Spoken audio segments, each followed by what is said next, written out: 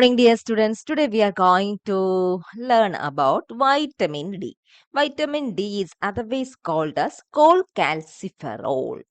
Okay, let's see. It is first isolated by Angus et al. In 1931, and he named it as calciferol. What's his name? He named that compound as calciferol.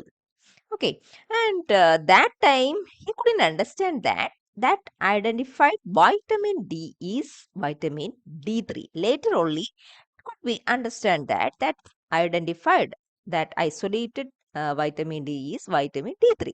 That means that the vitamin D are of many types. How many different types of vitamin D exist? Mainly two types. They are vitamin D2 and vitamin D3. Then what is the difference? This vitamin D2 is obtained from plant source. Mainly it exists in plant base. And vitamin D3 is forming in animal cells. So it has a animal base. So that is the main difference. Vitamin D2, it is otherwise called calciferol. And also it can be commercially prepared. And also we can add this vitamin D2 to foods. So it is a supplement. We can consider it as a supplement.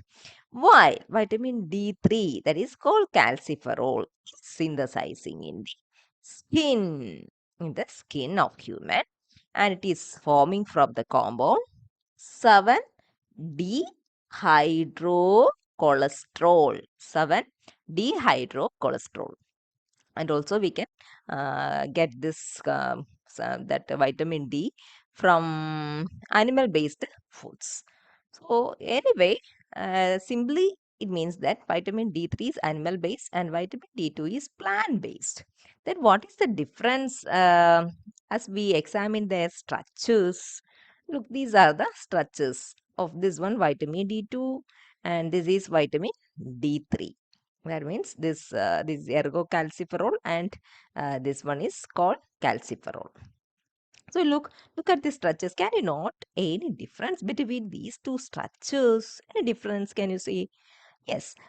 Here also a side chain present, and here also side chain. We have learned that in the beginning of that sterol section about this portion. This is the nucleus of all sterols. Nucleus of all sterols. So we need to look, no need to think about this part. We need to examine this part. That difference between D2 and D3 lies in this part. Yes, what's the difference? There exists one double bond here and also an additional methyl group attached to the 24th carbon here in D2 when compared with that of vitamin D3. So that's the difference. Okay. Anyway, I hope that is clear to you that there are mainly two different types of vitamin D, that is vitamin D2 and D3, and the one that is identified or isolated by Angus et al. Is vitamin D3, and that is identified only later. Okay. Then who elucidated its structure? Structure? How? What's its appearance? What is its form? It is elucidated by Otto Diels and Kurt Alder. They elucidated the structure of vitamin D3, and for their finding they are awarded Nobel Prize in 1950. Okay, that was a great finding and great contribution. And let's see how the vitamin D is forming. I already told you that vitamin D are of two types, D2 and D3. That itself means that both of them are forming from different compounds, different chemical substance. So in that way, it is possible to form the vitamin D from both 7-dehydrocholesterol and ergosterol.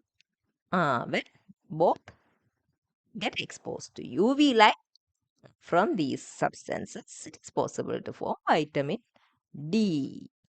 Okay. And the 7-dehydrocholesterol, it is a familiar compound. As we already finished the cholesterol biosynthesis, in that synthesis, in that pathway, the 7-dehydrocholesterol also present. Even if I didn't mention about this compound during that section, anyway, in a minor pathway, in a small section, in the cholesterol biosynthesis pathway, what is present? This 7-dehydrocholesterol also there as an intermediate product. This 7-dehydrocholesterol it is present. It is abundantly present in the malphizian layer of epidermis. Where it present? It is position where we can locate. It is present in the malphizian layer of epidermis. Malphizian layer.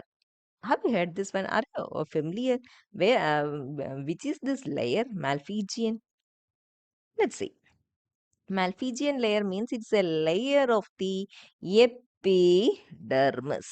It is a layer of epidermis.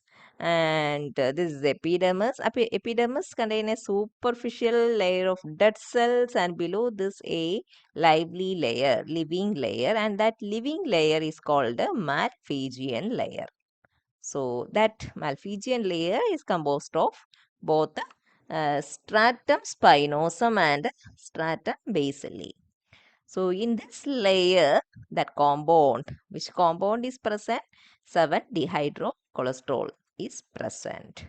And from the 7-dehydrocholesterol, as it get exposed to UV light, it will convert to vitamin D. So in that way, it is forming in our body, animal's body, in our animal skin. Okay. In this context, I am thinking one more thing, that some connection between the cholesterol synthesis and the vitamin D production. Is it possible? What's that relation? That is, look to this compound 7-dehydrocholesterol. We have seen that it is an intermediate product in the biosynthetic pathway of cholesterol.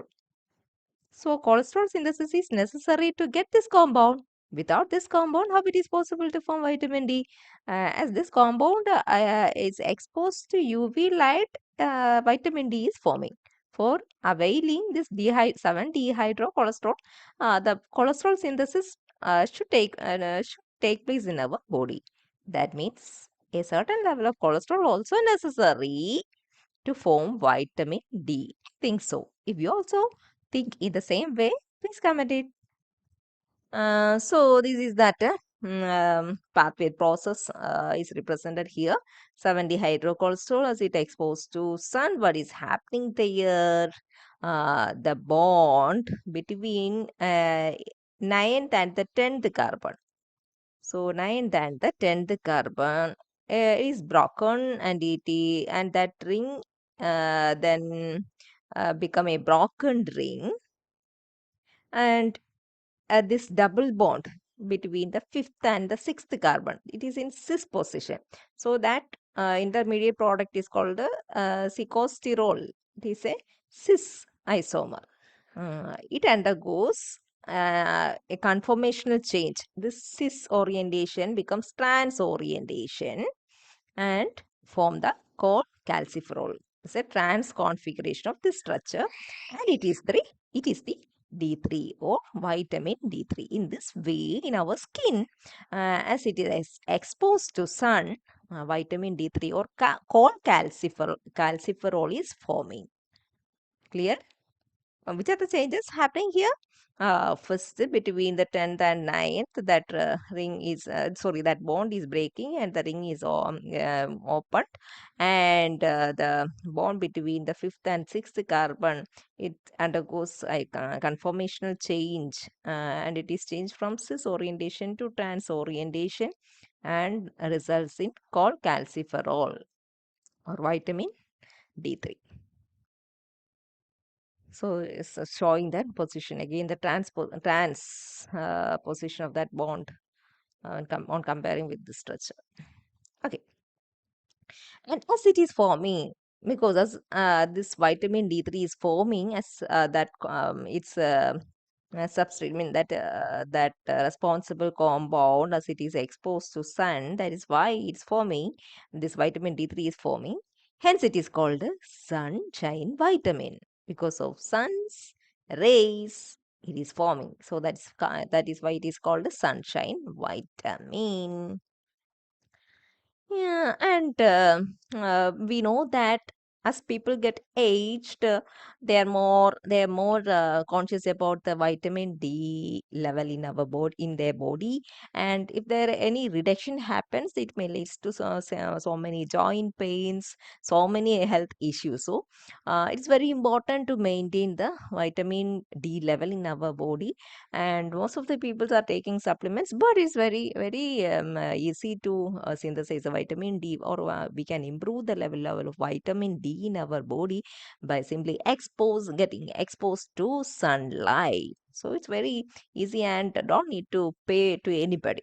So but one thing, during winter season the vitamin D production in skin is reduced. Why it is happening? So that's what I am going to explain next. So this is the Earth, and we need to understand what is solar zenith angle. Solar zenith angle.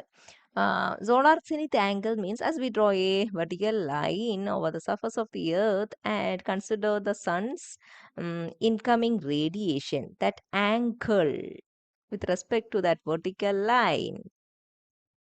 This is the solar zenith angle, and that angle is less, means that angle is less in summer when compared with that of winter, and during that time in summer time the wavelength of the sun's radiation is small wavelength, uh, and as it becomes winter, when it becomes November to March, then that angle increase, solar zenith angle increase. That time, the sun's radiation rays that is reaching the Earth's surface is having a high, means longer wavelength, and it is less powerful, and that time that much amount of vitamin D is not produced, it's not forming on the skin as it is, as the sun rays are less powerful during this time. So that is the reason why less amount of vitamin D only produced during the winter season.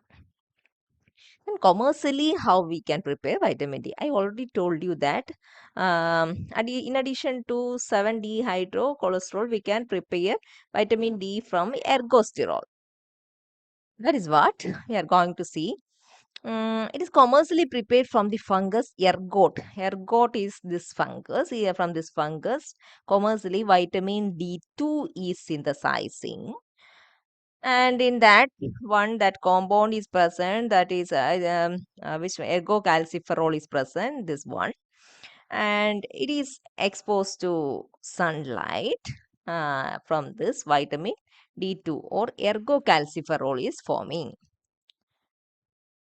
Okay, and this ergocalciferol, it differs from the basic sterol because of the presence. I already told you that because of the presence of a double bond and also an additional methyl group here. So that is a difference. In that way, commercially, vitamin D is preparing to supplement to give as a supplement to those persons who have a low level of vitamin D in their body. Okay, so that's what about the vitamin D and it how it is synthesized. So in the next class, we will see about the activation of vitamin D. And today I'm going to wind up here. Thank you. I'm an icon, man. Ain't my girl about a 10. I should fuck her in a Benz.